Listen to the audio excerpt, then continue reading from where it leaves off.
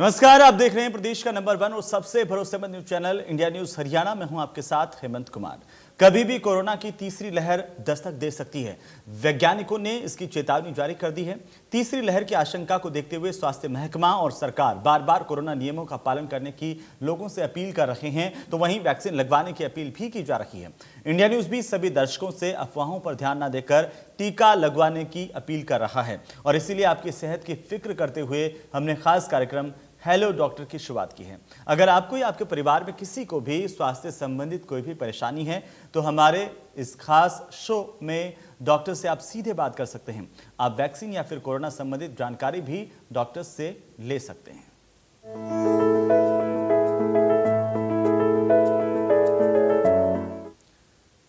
तो कोरोना की तीसरी लहर की आशंका जताई जा रही है। हरियाणा सरकार की ओर से भी अलर्ट जारी किया गया है। सरकार की ओर से क्या कुछ तैयारियां की गई है, ग्राफिक्स के जरिए जरा एक नजर डालते हैं। तो तीसरी लहर से निपटने के लिए सरकार ने टास्क फोर्स बनाई है और सरकार उपकरण और दवाइयों के स्टॉक की निगरानी भी कर रही है ताकि किसी को परेशानी का सामना नहीं करना पड़े। साथ ही साथ बेड, ऑक्सीजन और वेंटिलेटर्स की संख्या भी सरकार की ओर से बढ़ा दी गई है। डॉक्टर, पैरामेडिकल स्टाफ की नई भर्तियां की गई है। अस्पतालों की व्यवस्थाओं को दुरुस्त किया गया है ताकि तमाम जगहों पर लोगों तक इलाज सही तरीके से पहुंच पाए। कई जिलों में ऑक्सीजन के नए प्लांट्स लगाए गए हैं, ऑक्सीजन की कमी नहीं रहे।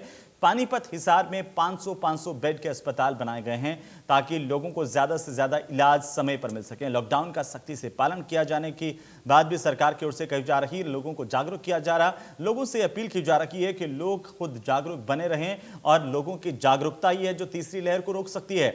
सबसे बड़ी बात यह है कि हमें भूलना नहीं है कि अभी कोरोना का खतरा कम नहीं हुआ है। सरकार की अपनी कोशिशें हैं, सरकार की तरफ से तमाम तैयारियां की जा रही है, कोशिशें की जा रही हैं, लेकिन सबका दायित्व इस बात को लेकर के है कि सब जागरूक बने रहें कोरोना को लेकर के। जैसा कि हम पिछले लगातार 2 साल से अपने व्यवहार में इसे ला पाए हैं कि कैसे हमें मास्क लगा करके रहना है, सामाजिक दूरी का निर्वहन करना है, साथ ही साथ भीड़ भाड़ वाली जगहों पर जाने से हमें बचना है। ये तमाम चीज़ें हैं। हरियाणा ग्राम सामान्य स्वास्थ्य जांच योजना जो है वो चलाई जा रही है। गरीबों को मुफ्त चिकित्सा उपचार, ये सरकार की मंशा है ताकि सभी लोगों तक पहुंच पाए चिकित्सा सेवाएं। ऑक्सीजन हेल्पलाइन की स्थापना की गई है। अगर कहीं पर भी ऑक्सीजन की दिक्कत आती है, परेशानी आती है तो सीधे हेल्पलाइन पर आप मदद मांग सकते हैं। उसकी भी व्यवस्था सरकार की ओर से की गई है। टीकाकरण को लेकर के खास जोर है। लोगों को जागरूक किया जा रहा है कि समय पर टीके लगवाए जाएं। डेडिकेटेड कोविड केयर सेंटर स्थापित किए गए हैं जहां पर डॉक्टर्स हैं और साथ ही साथ तमाम व्यवस्थाएं भी हैं। आपको किसी तरह की कोई दिक्कतें आ रही हैं या किसी प्रकार की कोई समस्या अगर आपको है कोरोना को लेकर के, आपको जानना चाह रहे हैं या फिर दूसरी कोई समस्याएं, आप हमारे साथ सीधा संवाद कर सकते हैं। हमारे साथ डॉक्टर्स जुड़ चुके हैं, मैं उनसे आपका तारुफ करवा दूं। डॉक्टर अनिल प्रकाश हैं, एमडी मेडिसिन हमारे साथ हैं, और doctor Rahul Bhargav, cancer expert हमारे साथ हैं। आप दोनों का बहुत बहुत स्वागत है। और डॉक्टर अनिल प्रकाश जी, सबसे पहले आप भी से हम शुरुआत करेंगे क्योंकि जब तक लोगों के फोन कॉल्स आते हैं और हम उस पर जाएं, उससे पहले जरा थोड़ा सा मैं जानना चाहता हूं कि कैसे हमारे तमाम दर्शक जो इस कार्यक्रम की दिनचर्या में ऐसा क्या कुछ करें कि वो स्वस्थ रह पाएं। कोरोना का खतरा तो है, ये बाकी ये मौसम जो है वो मौसमी बीमारियों का भी होता है। अनिल जी, आजकल समय चल रहा है, मौसम बदल रहा है, इसमें वायरल फीवर बहुत कॉमनली हो जाता है। कॉमन कोल्ड भी हो जाता है, वायरल फीवर भी हो जाता है। तो वायरल फीवर ज्यादातर शरीर में इम्यूनिटी कम होने की वजह से ज्यादा जल्दी हो जाता है। तो सब लोगों को खाना पीना अच्छे से चाहिए। किसी को छींक आ रही है, लक्षण आ रहे हैं तो एक दूसरे से थोड़ा दूर रहना चाहिए, मास्क लगा के रखना चाहिए। और अगर बुखार लगातार 2-3-4 दिन से ज्यादा लगातार तेज बुखार आ रहा है तो डॉक्टर को दिखाकर टाइम से इलाज शुरू करवा लेना चाहिए।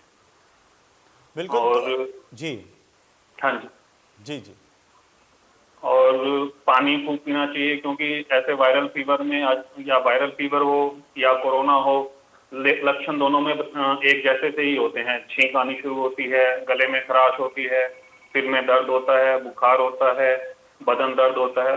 तो टाइम पर चेक करवा लेना चाहिए और पानी खूब पीना चाहिए घर पर, कि डिहाइड्रेशन ना हो, पानी की कमी ना हो शरीर में। इन सब बातों का ध्यान रखना चाहिए।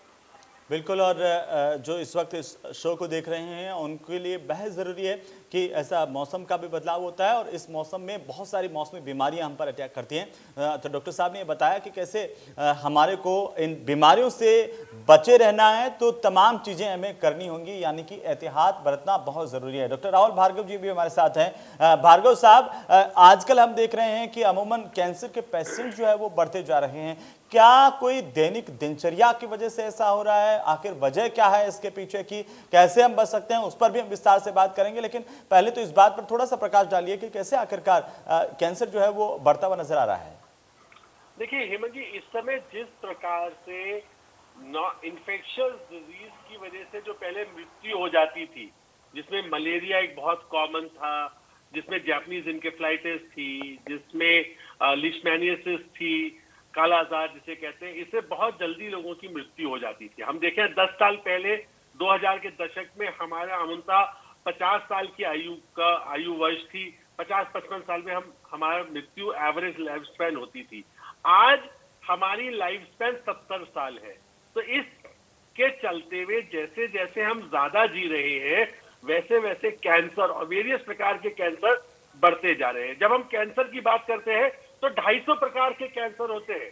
आपको ये भी समझना जरूरी है। देखिए, जैसे डॉक्टर साहब ने अभी बताया आपको, इसी मौसम में कैंसर ज्यादा क्यों पता चलता है? आपने कभी सोचा, डेंगू का मरीज जब खून की जांच कराने जाता है तो CML नामक का कैंसर, CLL नामक कैंसर उसको बहुत कॉमनली पता चलता है, क्योंकि उस समय उसकी ब्लड टेस्ट होते हैं और ब्लड टेस्ट से पता चलता है। तो कैंसर भार्गव साहब, मैं थोड़ा सा आपको माफी चाहता हूं, रोकना चाह रहा हूं, इसको हम आगे बढ़ाएंगे, इस पर चर्चा लगातार जारी रखेंगे। एक सर्वेश जी हमारे साथ जुड़ रहे हैं, हमारे पहले दर्शक हैं, वे क्या कुछ कह रहे हैं, पूछना चाह रहे हैं, उनसे हम मुखातिब हो लेते हैं। सर्वेश जी, स्वागत है आपका इंडिया न्यूज हरियाणा पर, और आप क्या पूछना चाह रहे हैं? डॉक्टर साहब हमारे साथ हैं।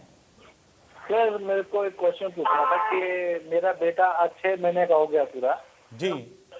तो सर, उसको कोविड का जो पहली डोज है वो कब लगवा सकते हैं, या उसकी मम्मी को लगवाना पड़ेगा या उसको लगवाएं? जी, डॉक्टर अनिल प्रकाश जी, आपने सवाल सुना अब? जी हाँ जी। कोविड का इंजेक्शन मम्मी को लगवाना अलग बात है और बच्चे को लगवाना अलग बात है। इस टाइम आपको बच्चे को भी लगवाना होगा और मम्मी को भी लगवाना होगा। जी। तो अगर बच्चा 6 महीने का है तो बच्चे को अभी आप नहीं लगवा सकते, मदर को लगवा दीजिए। बच्चे को बाकी टीकाकरण करते रहिए, बट कोविड का टीका अभी भारत सरकार ने 18 साल से नीचे के बच्चों के लिए अप्रूव नहीं किया है। तो सर्वेश जी, आप उम्मीद है कि आपको जवाब मिल गया होगा। आप बच्चे की मां का टीकाकरण बहुत ध्यान से जरूर करवा लीजिए, और उनको दोनों टीके लगना बेहद जरूरी है। डॉक्टर भार्गव साहब भी कह रहे हैं और डॉक्टर अनिल प्रकाश जी भी ये कह रहे हैं, बच्चों का अभी टीकाकरण शुरू नहीं हुआ है जो 18 साल से नीचे के बच्चे हैं।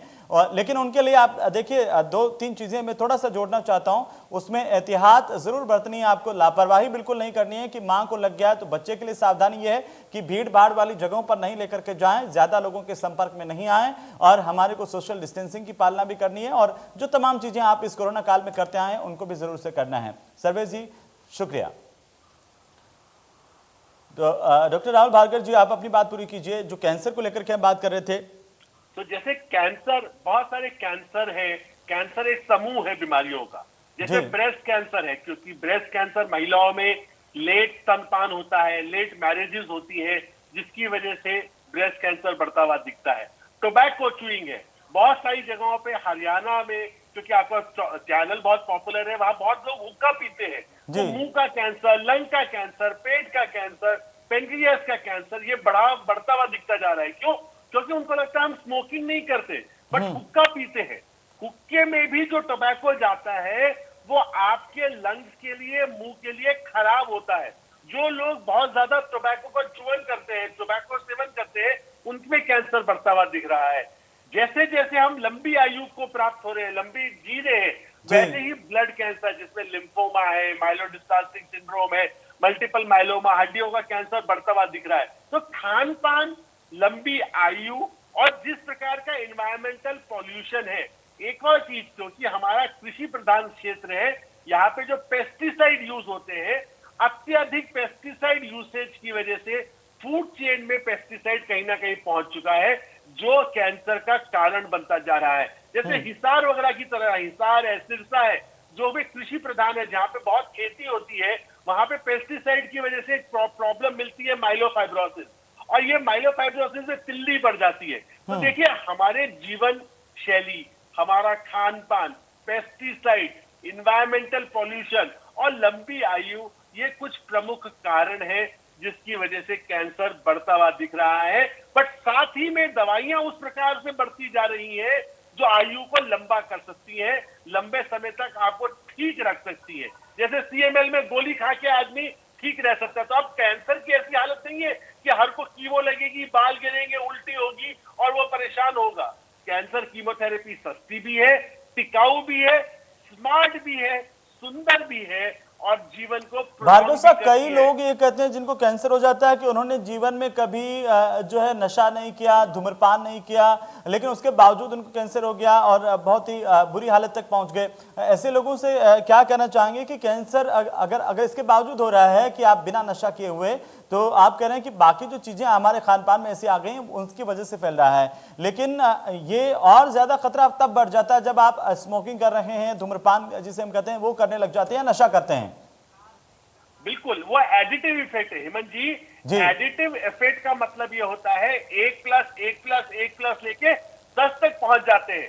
अभी प्रॉब्लम, अगर हम स्मोकिंग नहीं करते तो स्मोकिंग जो करता है वर्सेस जो हुक्का नहीं पीता, उसमें 70% का अंतर है, जिससे कैंसर होगा या और ज्यादा संभावनाएं बढ़ जाती हैं। और इसीलिए हम सभी से ये जरूर कहते हैं कि आप में अगर ये गलत आदतें हैं नशा करने की, स्मोकिंग करने की, तो आप इन्हें जल्दी से जल्दी छोड़ दीजिए, क्योंकि और हमारी दैनिक दिनचर्या में हमारे आसपास जो वातावरण हो गया उसमें इतनी विषैली चीजें हैं कि इसके बिना ही हमारे शरीर को बचाए रखना बड़ा मुश्किल होता है। तो अगर आप स्मोकिंग करते होंगे तो आप सोचिए कि किस कदर आप इससे प्रभावित हो सकते हैं। एक और दर्शक हमारे साथ हैं, डॉक्टर साहब ओंकार सिंह जी हमारे साथ हैं। ओंकार सिंह जी, अपना सवाल पूछिए। सर, मैंने वैक्सीन लगवाई थी जी आज से कुछ 4 महीने पहले जी, और वही उसके एक दिन बाद मुझे जो है ना छाती में दर्द हो के और चक्कर आके गिर गया।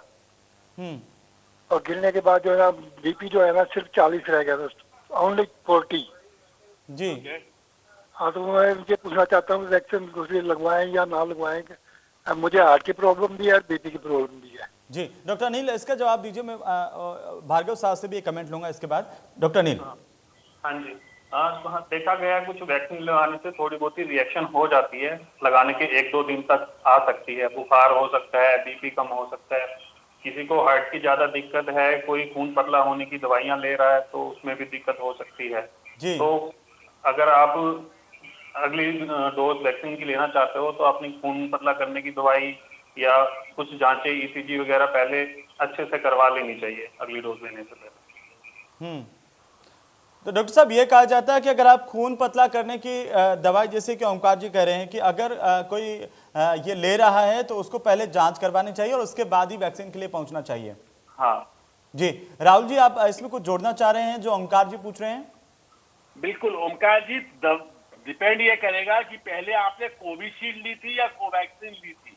अगर कोविशील्ड ली थी और आपको अस्पताल में भर्ती होना पड़ा और आपका ब्लड प्रेशर सिर्फ 40 रह गया, तो दूसरी डोज को अभी आपको अवॉइड करना पड़ेगा जब तक मिक्स एंड मैच वाली डेटा नहीं आता। उसका कारण समझना पड़ेगा कि वो क्यों हुआ है। इसके साथ में एंटीबॉडीज चेक करवा लीजिए अपना, क्योंकि जिस प्रकार से आप बता रहे हैं उस प्रकार से शायद आपको अस्पताल जाने की जरूरत पड़ी होगी।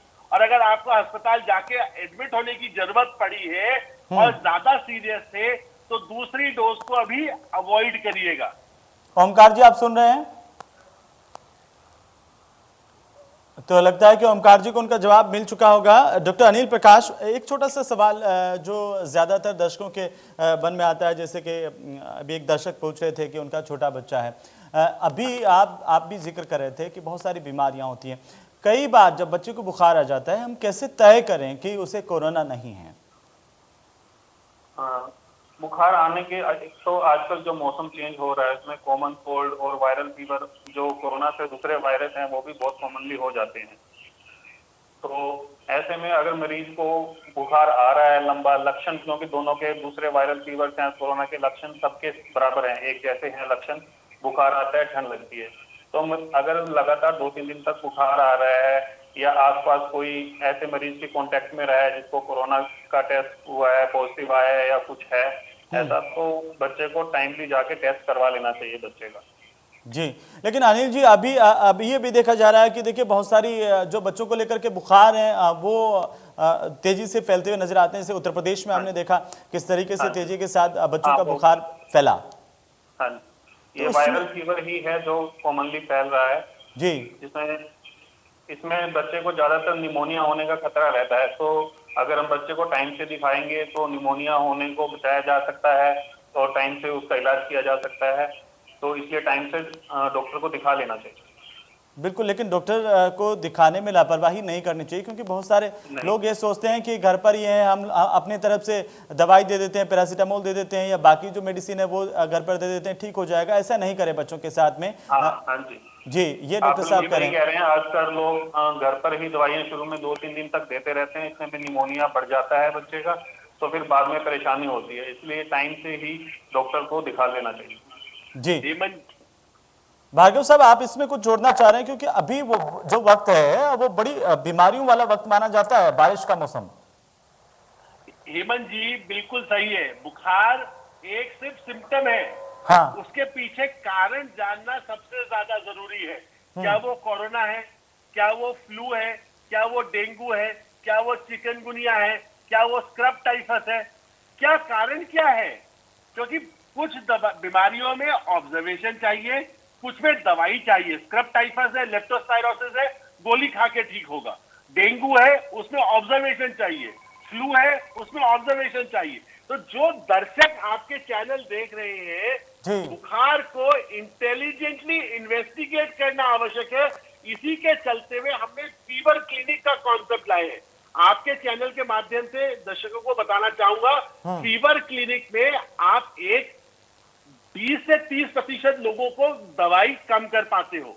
कि आप जो बेवजह दवाई खाते हैं, दर्शकों को लगता है कि डिक्लोफेनाक की गोली खा लीजिए। अरे डेंगू हुआ, मान लीजिए, डेंगू होने पे क्या होगा? डेंगू खाने पे अगर आपने डिक्लोफेनाक खा ली, कुछ और चीज खा ली, तो आपको ब्लीडिंग हो जाएगी। तो इसीलिए सेल्फ मेडिकेशन नहीं करनी है, बुखार का इंटेलिजेंट इन्वेस्टिगेट करना है, उसके साथ में आपको अपने आप को आइसोलेट करना है। डेंगू है, अस्पताल में जाके प्लेटलेट चेक करवाने हैं। लेप्टोसिस या स्क्रब टाइफस है तो गोली खानी है। तो इसीलिए हम हमेशा ये कहते हैं, लेकिन ये तो साफ है भार्गव साहब कि घर पर किसी तरह का प्रयोग नहीं करना है बच्चों के साथ, बड़ों के साथ। आप अपने नजदीकी अस्पताल में जरूर जाना है। पाटौदी से हमारे एक और दर्शक हमारे साथ हैं भार्गव साहब, उसके बाद में वापस आता हूं इस चर्चा पर। सूरज भान जी, स्वागत है सूरज भान जी आपका इंडिया न्यूज हरियाणा पर। सर मैं ये पूछ रहा हूँ कि ये डिस्चार्ज होने के बाद में जी, कोरोना से डिस्चार्ज होने के बाद में कितने दिन बाद में सेकंड डोज लगवाई जाए? डॉक्टर अनिल प्रकाश जी। हाँ जी, हाँ, डिस्चार्ज होने के बाद जब एक बार इंफेक्शन हो गया तो कम से कम 2 से 3 महीने का गैप दे देना चाहिए, और उससे पहले आपको अपनी एंटीबॉडीज की जांच करवा लेनी चाहिए कि क्योंकि इंफेक्शन हुआ है तो भी शरीर में एंटीबॉडीज बन जाती हैं। अगर वो एंटीबॉडी टाइटर आपका ठीक है, सही है, तो आपको जरूरत भी नहीं पड़ेगी वैक्सीन लगवाने की एकदम से, तो आप थोड़ा वेट भी कर सकते हैं। मतलब आप मैंने, लेकिन उससे पहले सूरज भान जी अगर आप सुन रहे हैं तो ये बहुत जरूरी है कि आप डिस्चार्ज हो गए हैं तो एंटीबॉडी आप जरूर टेस्ट करवा लीजिए, जिससे पता चल जाएगा में कितने एंटीबॉडी डेवलप हुए हैं लेकर के। सूरज भान जी, कहाँ से होगी ये जांच कहाँ पर होती है? ये आप अपने जब अस्पताल में जाएंगे, नजदीकी डॉक्टर से संपर्क करेंगे तो वो आपको ये बता देंगे। सूरज भान जी, उम्मीद है कि आपको जवाब मिल गया होगा। और डॉक्टर राहुल भार्गव जी, आप इसमें कुछ जोड़ना चाह रहे हैं, कुछ बताना चाह रहे हैं सूरज भान जी को? बिल्कुल, अनिल प्रकाश जी ने बिल्कुल सही कहा। आप आराम से अगर एंटीबॉडीज है तो 2 महीने का इंतजार कर सकते हैं। अगर एंटीबॉडीज बाई चांस नहीं बदली या माइल्ड इन्फेक्शन रहा है तो आप तुरंत लगवा सकते हैं। इंपॉर्टेंट चीज ये है, इसीलिए 2 से 3 महीने का रखा गया है, सो दैट अपने पास वैक्सीन की कमी थी, इसलिए 2 से 3 महीने रखा गया। पेपर भी वो कहता है। बट अगर आपकी एंटीबॉडी नहीं है तो आप तत्परता से लगवा लीजिए, और अगर एंटीबॉडीज है तो आराम से, जैसे डॉक्टर अनिल ने कहा, 2 महीना इंतजार कर सकते हैं। बिल्कुल बिल्कुल, ये तो जांच के बाद साफ हो जाएगा और उसके बाद डॉक्टर आपको सूरजभान जी बता भी देंगे कि आपको इस वक्त लगानी चाहिए या फिर नहीं लगानी चाहिए। लेकिन अपने डॉक्टर से सलाह जरूर कर लीजिए, कुछ भी अगर आप इस तरह से सोच रहे हैं तो वो ज्यादा बेहतर है। एक और दर्शक हमारे साथ हैं, प्रदीप जी बहादुरगढ़ से हमारे साथ जुड़ रहे हैं। प्रदीप जी स्वागत, अपना सवाल पूछिए। प्रदीप जी आप मुझे सुन पा रहे हैं? हाँ जी सर, नमस्कार सर। नमस्कार जी, आप अपना सवाल पूछिए। सर पहले तो मैं आपके प्रोग्राम का धन्यवाद देना चाहता हूँ कि इतना अच्छा प्रोग्राम चलाया है, टीवी पे काफी लोगों को फायदा हो रहा है जी। तो मेरा सवाल ये है कि सर मैं काफी लंबे समय से बीमार रहा हूँ पेट की समस्या से और इम्यूनिटी पावर बहुत वीक हो गई है, तो क्या मैं ये कोरोना वैक्सीन लगवाऊं तो कोई समस्या तो नहीं होगी? जी भार्गव साहब एक कमेंट। बिल्कुल आपको कोई परेशानी नहीं होगी। इम्यूनिटी बहुत ही लूज शब्द है, बहुत सारे लोगों को पेट की परेशानियां रहती हैं, घबराइए मत। जो वीक से वीक इम्यूनिटी वाला है उसी को सबसे ज्यादा कोरोना की टीके की जरूरत है। तो आगे बढ़ चल के इस उत्सव में, टीकाकरण के उत्सव में भाग लीजिए, टीका लगवाइए, उस दिन खूब नाश्ता पानी करके जाइए ताकि आपको कोई आगे चल के परेशानी ना हो। अगर बुखार भी आएगा, लूज मोशंस भी हो उस दिन, तो घबराने की आवश्यकता नहीं है। ये होने दें, उसमें कोई दिक्कत नहीं है। और डॉक्टर से भी संपर्क कर सकते हैं अगर ज्यादा तेज बुखार हो या इस तरह की कोई चीजें हो तो। डॉक्टर अनिल प्रकाश जी आप कुछ जोड़ना चाह रहे हैं, कुछ बताना चाह रहे हैं? डॉक्टर भार्गव ने सब सही कहा कि इम्यूनिटी एक शरीर को वैसे कमजोरी लगना और दूसरी बीमारियों की वजह से और इम्यूनिटी दोनों अलग अलग चीजें हैं। और जिसमें इम्यूनिटी कम है उसको ज्यादा जरूरत है इंजेक्शन की, क्योंकि वो खुद से अगर उसको इन्फेक्शन होता है तो वो खुद से एंटीबॉडी टाइम पे नहीं बना सकता जी। तो उसको पहले ही वैक्सीन लगवा लेनी चाहिए ताकि धीरे धीरे उसमें एंटीबॉडीज बन जाए। बिल्कुल प्रदीप जी, उम्मीद है कि आपको सही सलाह मिल गई होगी और अब आप बाकी लोगों को भी ये समझाएंगे कि कोरोना की वैक्सीन हमें लगवानी है, क्योंकि सरकार देखिए कोशिश कर रही है तो किसी भी तरह की अफवाहों में नहीं आना है। और खासतौर पर हमारे डॉक्टर्स का शुक्रिया हम सभी अदा करते हैं कि वे लगातार हमारे साथ जुड़ते हैं और बाकी लोगों को सलाह भी देते हैं, जागरूकता भी एक पैदा होती है। तो इसके लिए भी आपका शुक्रिया। एक और दर्शक हमारे साथ हैं, सूरजभान जी हमारे साथ फिर से जुड़े हैं। सूरजभान जी स्वागत, और क्या कहना चाहते हैं? फिर से आप पूछिए, अपना सवाल पूछिए। सर मैं ये कह रहा हूँ, मैं पहली डोज लगवा चुका हूँ, उसके बाद में मेरे कोरोना हो गया और अब पैर में दर्द है मेरे में, पैर में कूल्हे में। कोरोना आपका ठीक हो गया था? हाँ जी। कोरोना आपका आपने पहले वैक्सीन लगवाई, उसके बाद आपको कोरोना हुआ? जी हाँ। अब ठीक हो गया कोरोना? हाँ जी, कोरोना ठीक हो गया, मैं डिस्चार्ज हो गया जून में। जी डॉक्टर अनिल प्रकाश जी, आपने सुना उनका सवाल? मैं ये जो मेरे पैर में दर्द है इसकी दवाई खा रहा हूँ, क्या मैं दूसरा डोज लगवा के भी दवाई खा सकता हूँ? अनिल जी हाँ आप बिल्कुल दूसरा डोज लगवाइए, दूसरा डोज लगवाना जरूरी है। और ये पैर का जो दर्द है इसका कोई और कारण है, इसकी जो दवाई चल रही है वो लगातार चलती रहेंगी आपकी। आपका कब से पैर में दर्द से हो रहा है आपका? सूरजभान जी आप सुन रहे हैं? सूरजभान जी? हाँ जी बोलिए सर। डॉक्टर साहब पूछ रहे हैं कि कब से आपके पैर में दर्द हो रहा है? सर 2 महीने से लगभग हो गए। वैक्सीन पहली डोज लगवाने के कितने दिन बाद से हो रहा है? ये पहले डोज लगवाने के तो 19 अप्रैल को लगी थी और ये दर्द तो मैं 15 जून को डिस्चार्ज हो गया था। ठीक है, आपको पहली डोज वैक्सीन की अप्रैल में लगी थी? हाँ जी, 1 महीने बाद में दर्द हो गया थी कुल्ले में और पैर में। ठीक है, आपके कुल्ले में और पैर में दर्द का कोई और कारण है? या तो आपके कुल्ले में कोई इंजेक्शन लगा होगा या कोई नसों का दर्द होगा, तो उसका वैक्सीन से कोई लेना देना नहीं है। आप दूसरी डोज वैक्सीन की लगवाइए और ये दवाइयां आपकी चलती रहेंगी। जी राहुल जी आप इसमें कुछ जोड़ना चाह रहे हैं? बिल्कुल, डॉक्टर अनिल प्रकाश जी ने बिल्कुल सही कहा। पैर का दर्द का कारण ढूंढिए। पैर में दर्द के 3 कारण हो सकते हैं, एक नर्व की कारण जो पीछे स्पाइन से आ सकता है, दूसरा मसल का कारण, और तीसरा अगर आप बीड़ी सिगरेट पीते हैं तो आर्टरीज और वेन्स का कंस्ट्रक्शन होना, मतलब सुकड़ जाना, जिसकी वजह से परेशानी हो सकती है। तो अपने को कोरोना के टीके से पैर के दर्द को आप कोरिलेट ना करिए, आप आगे बढ़ चढ़ के अपना इलाज करिए, कोरोना का टीका लगवाइए और अपना स्वस्थ रहिए। और बिल्कुल सबसे जरूरी है कि समय पर टीका लगवा लीजिए, दूसरा टीका। और एक और दर्शक हमारे साथ है, सूरज जी शुक्रिया। वेद प्रकाश जी हमारे साथ है चरखी दादरी से। वेद प्रकाश जी, स्वागत है आपका इंडिया न्यूज हरियाणा पर। क्या पूछना आप चाह रहे हैं, अपना सवाल पूछिए। नमस्कार जी।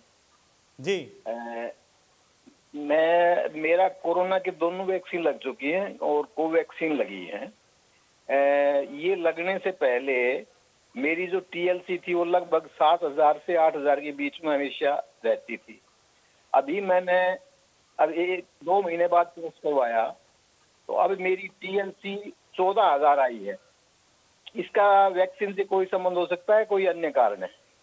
मैं थोड़ा सा इस बारे में चिंतित था कि ये भी हो सकता है कि कोरोना की वजह से ये 14,000 तक चली गई। जल्दी से कमेंट। बिल्कुल सर, इसमें कोई घबराने की जरूरत नहीं है।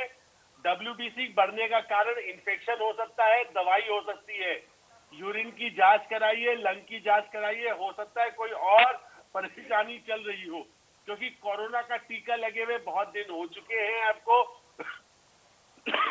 कोरोना के टीके से आपके WBC काउंट नहीं बढ़ेंगे, बट हाँ 14,000 TLC बढ़ा हुआ है। यूरिन की जांच, लंग की जांच जरूर करवाएं। अनिल जी, आप जोड़ना चाहते हैं कुछ?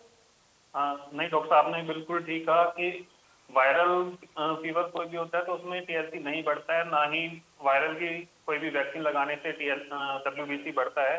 अगर आपका WBC बढ़ा हुआ है तो आपके शरीर में कहीं और कोई ना कोई इन्फेक्शन हो सकता है, फेफड़ों में इन्फेक्शन हो सकता है, यूरिन में इन्फेक्शन हो सकता है, तो आपको यूरिन की जांच करवानी चाहिए, फेफड़ों की जांच करवानी चाहिए। आपको अगर कोई बुखार आ रहा है बिल्कुल, जो वेद प्रकाश जी आपको डॉक्टर साहब ने जो जांचें कही हैं, आप अपने डॉक्टर से जाकर के वापस से संपर्क कर सकते हैं और अपनी जांचें करवा सकते हैं, और जो डॉक्टर आपको सजेस्ट करें उसके लिए अनुरूप ही आप इलाज दीजिए, लेकिन लापरवाही बिल्कुल मत कीजिए। देखिए ये मत सोचिए कि अपनी तरफ से कुछ कर लें। बहुत बहुत शुक्रिया हमारे साथ जुड़ने के लिए। एक और दर्शक हमारे साथ हैं, सुनीता जी फरीदाबाद से मैं फोन कर रही है। सुनीता जी, स्वागत है आपका, बताइए, अपना सवाल पूछिए। हमारे को मतलब कोरोना से जो वैक्सीन आ रही है, ये तो दोनों डोज लग चुकी हैं जी, घर में सबको लग चुकी हैं, लेकिन मुझे जो है ना उसके बाद से थोड़ा बहुत बॉडी एक रहता है और ऐसा कुछ नहीं है, लेकिन सुन के बहुत दिमाग खराब होता है। मुझे लगता है ये साइकोलॉजिकली भी है। हाँ बिल्कुल, आप ऐसे करिए, बाकी हम डॉक्टर साहब से पूछ लेते हैं। डॉक्टर अनिल प्रकाश जी। हाँ जी, आप अपना सवाल पूरा कीजिए, क्या पूछना चाह रही हैं आप? लोग क्या कहते हैं? कोई कह रहा है कि 2 साल के बाद मौत हो जाती है, कोई कहता है कि भाई आप लोगों की बातों पे मत जाओ। ये मरने के लिए नहीं है वैक्सीन, ये जान बचाने के लिए है वैक्सीन। हमने देखा है जिन लोगों ने वैक्सीन, क्यों रहता है ये मौसम चेंज होने की वजह से दूसरे वायरल फीवर होते रहते हैं। आजकल मौसम बदल रहा है तो उसमें वायरल फीवर होते रहते हैं, इसमें थोड़ा बहुत बुखार आना ये होता रहता है। तो इसके लिए आप चेकअप करवाइए, अपना ब्लड के टेस्ट करवाइए, अपना WBC चेकअप कराइए और जांचें कि जिससे कोई और इन्फेक्शन हो सकता है। इसका टीके से कोई लेना देना नहीं है। टीका जान बचाने के लिए है, मारने के लिए नहीं है। और बिल्कुल डॉक्टर साहब ठीक कर रहे हैं, किसी भी तरह की ऐसी अफवाहों पर तो बिल्कुल ध्यान मत दीजिए सुनीता जी, जो लोग इस तरह की अफवाह फैला रहे हैं। भार्गव साहब, आप कुछ कहना चाहेंगे? मैडम 2 साल बाद क्या होगा किसको पता है, आज तो जीवन जिए खुल के। बिल्कुल चिंता मत कीजिए सुनीता जी, और आप ये यकीन मानिए कि अगर कोई भी दवाई, कोई भी टीका बनता है तो पूरा का पूरा डॉक्टरों का, शोध का, रिसर्च का पूरा पैनल होता है, वो पूरा रिसर्च करके के ही उसको पास किया जाता है। भार्गव साहब बिल्कुल, आप देखिए पोलियो से हर साल हम 27 करोड़ लोगों को बचाते हैं। आपने कभी सोचा हमने स्मॉल पॉक्स को हटा दिया? ये टीकाकरण ही है जो हर साल 20 से 30 करोड़ बच्चों को मौत के मुंह से निकालता है। जैपनीज इंकेफ्लाइटिस इतनी बड़ी प्रॉब्लम होती थी उत्तर प्रदेश में, देखिए किस प्रकार से जैपनीज इंकेफ्लाइटिस पे हमने विजय पाली। तो ह्यूमन मैनकाइंड रेवोल्यूशनरी तरीके से काम कर रहा है इंसान को बचाने के लिए। आप अपना कर्तव्य करिए, खुश रहिए, परिवार में खुश रहिए, हेल्दी रहिए, वॉक करिए, संतुलित भोजन करिए, अफवाहों पे विश्वास ना करिए। जी सुनीता जी, बहुत बहुत शुक्रिया, और उम्मीद है कि आपको जवाब मिल गया होगा। अब आप किसी तरह की बिना चिंता करके अपने जीवन को जी सकती हैं। डॉक्टर अनिल प्रकाश, थोड़ा सा मैं जानना चाहता हूं कि दरअसल अभी हम जिक्र कर रहे थे और डॉक्टर साहब भार्गव साहब भी जिक्र कर रहे थे कि जैसे डेंगू अभी फैल रहा है और इसी मौसम में मलेरिया आता है और सामान्य फ्लू होता है, तीनों में फर्क कैसे किया जाए और क्या घर पर ऐसा पता चले तो उसके बाद पहला एहतियात हमें क्या बरतना है, उसके बाद डॉक्टर के पास तो हमें जल्दी से जल्दी जाना ही है। जी, अगर इस तरह का कोई भी वायरल थोड़ा सा आपको अनिल जी रोकना चाह रहा हूं, एक और दर्शक हमारे साथ जुड़ गए, लखविंदर जी हमारे साथ हैं। लखविंदर जी स्वागत है आपका, सवाल पूछिए। नमस्कार सर। लखविंदर जी आप मुझे सुन पा रहे हैं? हाँ जी सर, नमस्कार सर। नमस्कार जी, सवाल पूछिए। सर मैंने ना कल ही वैक्सीन लगवाई थी, कोविशील्ड जी। तो हाँ, तो सर कल ना मुझे बहुत कांप के बुखार चढ़ा, फिर मैंने क्रोसिन ली, तो अपना मैंने डोलो 650 भी ली है, तो तभी मेरा कोई बुखार का फर्क नहीं पड़ रहा, तो क्या मैं डॉक्टर के पास जा सकता हूँ? अनिल जी? हाँ, वैक्सीन लगवाने के 2-3 दिन बाद बुखार आ सकता है आपको। अगर आपको बुखार के अलावा कोई और तकलीफ लग रही है, कुछ और परेशानी लग रही है, तो आपको डॉक्टर को दिखाना चाहिए। बुखार अगर आप डोलो 650 भी दिन में 3 बार लोगे तो आपका बुखार उतर जाएगा। जब भी बुखार आए आप ले लो, वो 2 दिन तक बुखार आ सकता है। अगर उसके अलावा आपको कोई और परेशानी हो रही है, कुछ घबराहट हो रही है, आपको कुछ और तकलीफ हो रही है, तो आपको डॉक्टर को दिखाना चाहिए। लखविंदर जी, जवाब आपको उम्मीद है कि मिल गया होगा। हाँ सर, मैं पूछना चाहता हूँ क्रोसिन ले सकते हैं उसमें? आप पैरासीटामोल लीजिए, आप पैरासीटामोल लीजिए, जो आप डोलो ले रहे हो, डोलो 650 आप वो लीजिए। आप डोलो जो टेबलेट आ रही हैं डॉक्टर साहब कह रहे हैं कि वो भी ले सकते हैं, पैरासीटामोल भी आप ले सकते हैं, लेकिन अगर बुखार के अलावा कोई अगर आपको परेशानी है तब आपको डॉक्टर के पास जरूर जाना चाहिए। आपने भेजा था ना लखविंदर जी? चलिए, बहुत बहुत शुक्रिया लखविंदर जी हमारे साथ जुड़ने के लिए।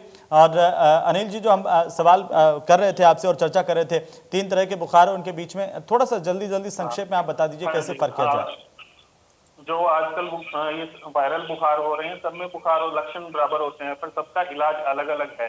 तो हमें घर पे ही ऐसे इलाज शुरू नहीं कर देना चाहिए, डॉक्टर को दिखाना चाहिए। मलेरिया की अलग दवाइयाँ गोलियां भी हैं, इंजेक्शन भी हैं, उनका अलग से इलाज है। डेंगू के लिए सपोर्टिव मैनेजमेंट होता है, उसमें मरीज को डिहाइड्रेशन हो जाता है, बीपी कम होने लग जाता है, तो उसका सपोर्टिव ट्रीटमेंट होता है। वो सब तो हमें किसी भी तरह का बुखार आए डॉक्टर से जरूर संपर्क करना चाहिए। घर पर डॉक्टर बनने की कोशिश हमें, हमारे दर्शकों को हम यही कहते हैं कि नहीं करनी चाहिए। एक और दर्शक हमारे साथ हैं, महेंद्र जी हमारे साथ जुड़े हैं। महेंद्र जी स्वागत है आपका, सवाल पूछिए। नमस्कार सर जी। नमस्कार जी। मैं कैंसर का मरीज हूँ सर जी, मैंने फर्स्ट डोज लगवा ली है जी। मेरे हल्का हल्का सिर में दर्द रहता है। हाँ, आपकी आवाज साफ नहीं आ रही है, लेकिन जितना हम सुन पाए हैं। और डॉक्टर साहब भार्गव साहब? सर में दर्द का कारण भी अगेन क्रोसिन खा के ठीक हो सकता है, पर सर का दर्द का कारण मोटा समझ लीजिए। अगर यहाँ पे सर दर्द रहता है तो आंख या साइनस की प्रॉब्लम है। अगर सर पे दर्द यहाँ रहता है तो टेंशन है, और अगर दर्द यहाँ पीछे की तरफ रहता है तो ब्लड प्रेशर है। तो देखिए, आप दर्शक जितने भी लोग हैं, कोरोना टीके के बाद भी नॉर्मल बीमारियां भी होती हैं।